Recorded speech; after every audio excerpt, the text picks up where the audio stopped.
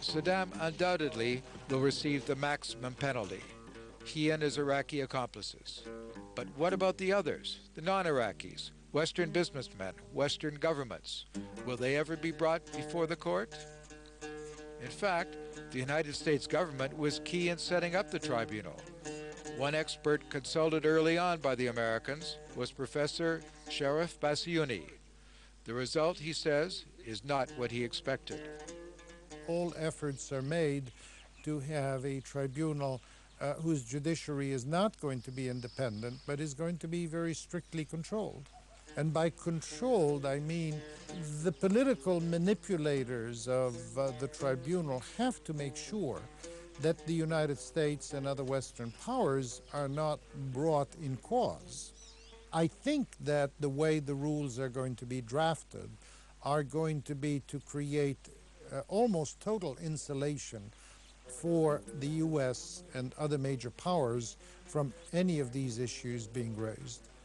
It makes it appear victor's vengeance, it makes it appear targeted, selective, unfair. So it's a subterfuge. We took Bassiouni's charge to Salam Shalabi in Baghdad. He's a nephew of America's one-time protege Ahmed Shalabi and was appointed to organize the special tribunal. He asked us not to show his face. I am threatened now.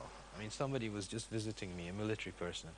He says, you are now, have the most dangerous position in Iraq. We asked Shalabi if all those most complicit in Saddam's massive crimes, if all of them will be obliged to face the special tribunal.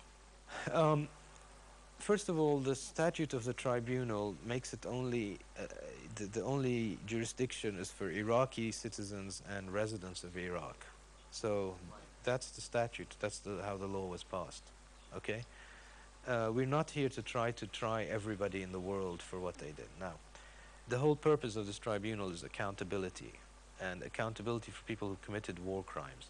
It is not to try to write the history of the last 35 years. That's going to be left to other organizations, other things. The purpose of the tribunal is justice.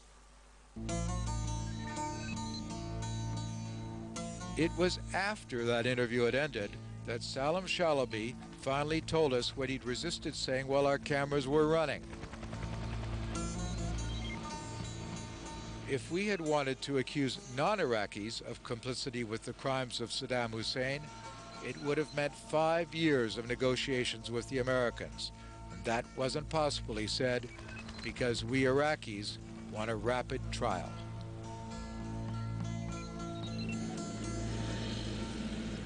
They don't want the truth to come out. That's why they don't let that happen.